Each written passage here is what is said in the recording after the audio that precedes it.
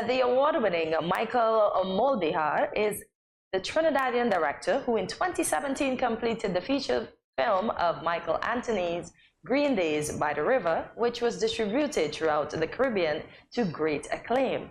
Michael Mooleedhar, welcome to Good Morning SKN and our Caribbean Connection segment for today. I know I am butchering your surname, but please forgive me. It's Mooleedhar, right? It's Mooleedhar. It's close. Mooleedhar. Okay. That's okay. All right. Yeah. How are you this morning? I'm good. What about you? Good morning to everyone. I am excellent. So, Jamie? I've got to say, I'm loving the hat. Hey. Awesome. Thank you. A little Friday flavor. Oh, I love it. I love it.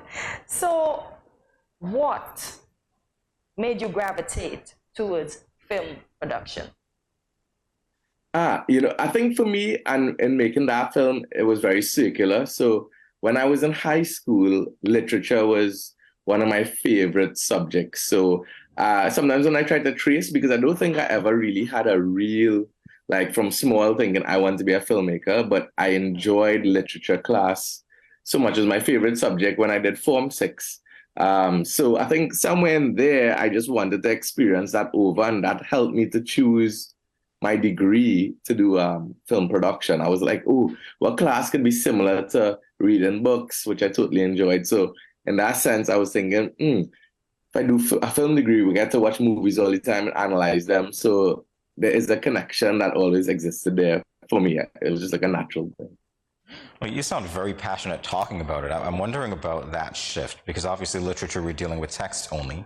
You shift to film and you've got to be considering all of that and translating that to the screen. So what was that experience like for you when you started? Yeah, at first, because when you read a book, it's happening in your mind, right? So you think it will be easy to translate it into a film or change the mediums. And of course, it goes to script format, then it would go to the visual when you're actually in production. But, it's very hard, because what we don't realize is in a book, there's a lot of internal monologue. So you hear the character's voice kind of speaking, whereas like, I would do this, or their thoughts. And when you're making a movie, unless you want to put like a lot of voiceover, you need to find a way to kind of almost build a bridge between that character and that internal monologue. So I would think that's the hardest part. It's something you do think about because the book lives in your mind. But I think with Green Days by the River in particular, we did a good job of trying to create that world with the budget that we had, We just had two ladies from the University of the West Indies as it celebrated 75 years.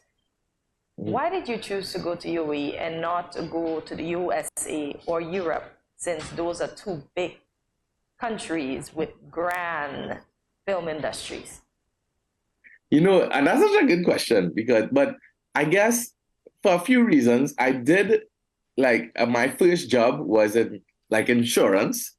And right around when I was reaching that point, because I was very young, maybe 19 or 18, I straight out of school, and I just realized I wanted to do something more different. I didn't want to be in the office. Not that anything wrong with being in the office, but I just didn't want to be in the office. And at that same moment in time, the UWE film program was being created, and they were offering applicants to, and I just remember that. And so that, for me, it was a little bit accidental, serendipity, because at that point, I was like, hey, this looks interesting. They're creating a UWE film program in St. Augustine campus. And I just said, you know what? I'm going to apply. And once I got in, then I resigned from my job and I went and did that degree. So it's kind of like, you're young, you're still thinking, I could always get back a job. And, so I was at that point in time in my life where I could have taken a risk. And I just honestly never looked back. So I don't know if I was at that point interested enough, I knew I wanted to be a filmmaker, to say, let me apply to go USA or let me go apply to go England. But it was just that avenue was opening up right when I was looking to do something else. And I thought, this could be interesting. And I decided to do it. But I would say, so I have done a master's in international film business at the University of Exeter and London Film School. And I would say that what's interesting about the Caribbean or doing a degree in the University of the West Indies was that I got like, I want to say, not like a Hollywood education on film. I got like this independent cinema education where we studied films from India, films from all around the world that really molded this world sense of cinema, not necessarily just like I'm more Hollywood. And nothing is wrong with Hollywood. I just saying it gave like the entire world. So like now I could watch a film from Korea or watch a film from all these different spaces, and it provided that education. I think that was a little different from maybe attending some of those more established institutions. Is a little more, I guess I want to say, world theory introduction type of information. Well, given what you just said, Michael, I'm curious to know if there were opportunities for you to infuse this world type of education into your own work. And I want to focus specifically on, well, Queens of Europe, your film in 2008. Why don't you tell our public about that one? Yeah, I mean, that was just for me, a really interesting film to make. I was still in UE, so that's how I know it was my documentary class project. And essentially, we had to make a documentary. And for whatever reason, I guess, when you think a documentary, I was just thinking around the university campus, there were transvestite prostitutes. And my idea was to interview them. But in the end, it was an interesting film because we would have to be in the street from like about 11 p.m. till about 4 a.m. interviewing this community. And what was interesting about it, I think, was we really tried to be very objective and just portray them, as people. And so it was that type. And of course, it created a lot of interest. And it was my first real kind of film that I would make. And I get a lot of experience from. It was just an interesting film. And, I learned like a lot from it because I learned about the characters that you portray and how it could even affect their lives, because it did get slightly popular and it was beginning to affect the community. In the end, we kind of just took the film and made it into very much educational film. I kind of handed it over to different agencies that already was supporting this community, and they were allowed to play it, and it's kind of an educational film now, Yeah. Because I realized when I did some research, Michael, that the FPA gave you a little problems with it, but then eventually they end up working with you because of that. Yeah. That same documentary. Yeah, and that was a lesson that I learned, like how to. So the FPA was an organization that supported that community, and I think at first because they were the gate, I guess because they were protecting them. Because they didn't know, and you didn't know what my agenda was. So you learn a lot from these kind of situations. And in the end, we worked with them, and we did a follow-up movie about the community, and kind of almost, like just understood everything. It was like a huge learning process, So, Michael, we talked about Queens of Europe, film that was produced in 2008, but you also have a lot of other credits. I'll go down the list, probably about 2 or 3 of them. Cooley, Pink, and Green, where you were co-producer and editor. Okay, I see the smile. I'm going to stop there. Tell us why the smile. What do you remember about it? Oh, yeah. No, this was a project, a collaboration with UE professor, Patricia Mohammed, who I met while doing my film degree. And she had this idea to make this film called Cooley, Pink, and Green. And I was like, okay, I'm down. Let's, however I can help, I would. And I was still in university, and I ended up signing on as editor and co-producer. But I was there for the filming process and just, trying to figure it out. And it was really a good experience. And then me and Professor Patricia Mohammed, she was the head of gender studies at the time, and then became head of tertiary education.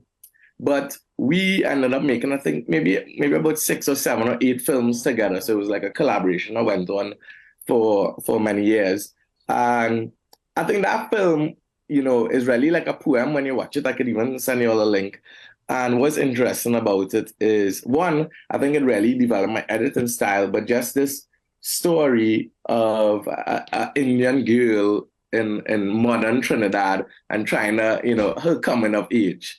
And it was just a unique experience. Like, I'll be honest and say, when we were making that movie, I really didn't even know what we were making. I just jumped in and just kind of felt my way around. So I think that was an important process for me in the filmmaking process. And what was interesting is when the premiere the film at Pravasi Film Festival in India. So that was my first time really getting to travel for film and going to India. We spent 2 weeks in New Delhi.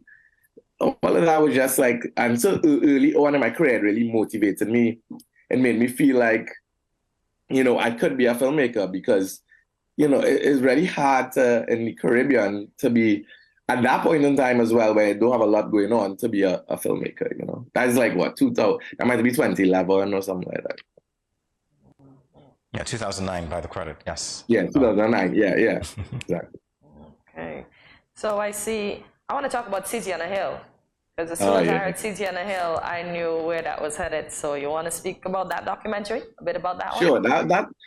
That documentary is about Laventille in Trinidad and Tobago. And one of the main things was Laventille doesn't have the best reputation in our country. But we wanted to kind of feature the built cultural heritage of East Port of Spain.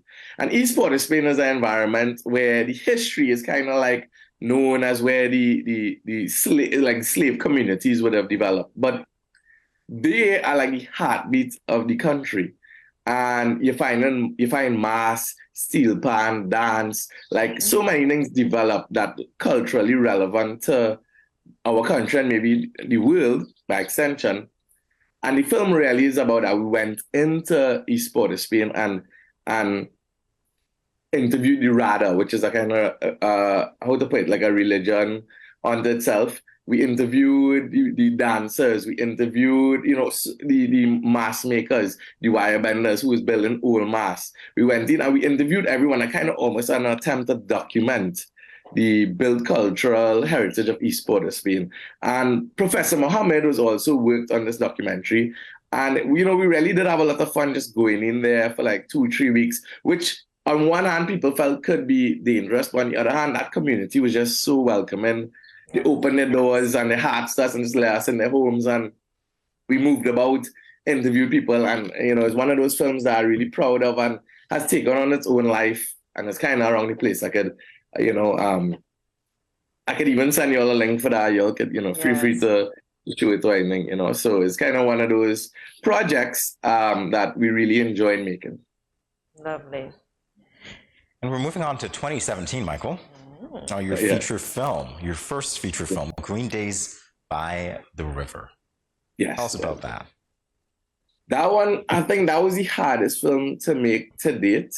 It really took us about 3 years to make that movie. 1 year would have been more or less trying to get the funding and that space and then moving into production and then distribution. But it was really a story that when I first read it, I thought it would be very easy to make, if I'm being honest. But then, but that is what happens. You go, oh, easy, we can just do this, do that. And then when you really get into the meat of it, you realize the monster of a movie it is to make. But we were able to reach journey's end, as Michael Anthony says. And throughout, we'd have a lot of discussion on Michael Anthony. So he was quite a partner to us in making it, meaning I would go and sit down by him and ask him questions or discuss, little pieces of the movie to really just understand, what he was thinking about. And that's how I kind of learned it was even semi-autobiographical for him. He was just writing about his childhood, essentially. Of course, he, changed names of characters and added in story plots. But he told me when he was talking about the cashew tree, was the cashew tree outside his house. And it's very memorable, which in the movie, we end up changing that mango tree. But I even asked him, I was like, it's okay if I change out a mango tree? He said, well, it was just a tree outside my house. But it was just so hard, like, for us to find a cashew tree. And then even, because it was out of season, we were going to do art department was going to make cashews and put it on a tree. But we found this mango tree that was just perfect for the shot. And I was just like, all right, let's film with that. But just little things that I would ask him. And he'd be like, I think it's okay, but people have criticized it, so it's interesting. But honestly, the thing is, we're working with the resources that we have. Yeah. So just like you kind of commit, what, I want to get this done, and you just kind of move forward with the decisions that you make, Lovely, lovely. And for that movie, I see you have 3, not 1, 3 different People's Choices Awards for your movie. Yeah. That one won a lot of awards, and we played it all around the world, from Switzerland, the Bahamas, got premiered in London. Like, we just went all around the world with our film. It was an interesting experience because we would fly me to film festivals, and so I really got to experience, I guess, the circuit of filmmaking. And, to this day, I still get requests for the movie to be played, and we do interviews about it. But I think, I guess I should really just say, like, for me, it was like a love poem to Trinidad and Tobago. Like, I really just wanted to do something for my culture. And also, it felt like in 1952, when I read that story, I used to just imagine, what would school students think when they're watching the movie and they realize all the little boys and girls in like suits and dresses, and that was their school dance. It's such a different time. And I just kind of realized that I wanted to portray that space and time and let people know, kind of almost document it and solidify a 1952 in Trinidad and Tobago. And this was the experience of life then. There's the opportunities the characters would have had, or the lack of opportunities. There's what, we were still under British rule, and there's the life that they would have experienced. Michael, you mentioned the word resources at least 2 times previously, that you're working with the resources that you have. I want to speak with you briefly to get your perspective on the development of the Caribbean film industry over the years. What's your perspective? Where are we now? Where are we going? It's a little hard because I think some of the infrastructure isn't there. Now, movies can be made because we've done it. There have a lot of other Caribbean films being made. But I do think it's still in a space where the filmmakers, and I guess this is anywhere in the world, but the filmmakers have to kind of put the movie on their back and walk up the hill.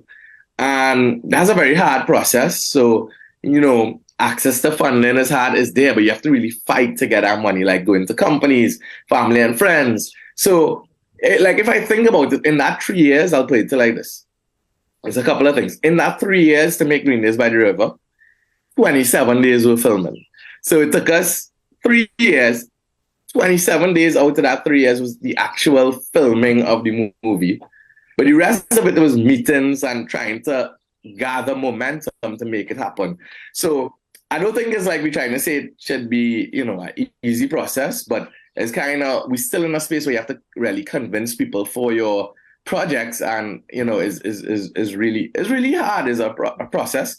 And that's why, so you have to know if you're ready to take that on, because it's like mentally, physically, spiritually, emotionally, financially is a lot to kind of invest into. And then while you're doing that, your current life might be running. So you're thinking like you might have family and a job, or you need to earn money. So that's why it's kind of a hard process. I think filmmakers in the Caribbean really want to get to a point where they can live off of just making films. And we'll probably get there eventually, but for right now, it is a process that is hard. But as technology changes, as platforms come on board, there is a lot of hope with that aspect of it, because now you can get cheaper cameras, cheaper everything.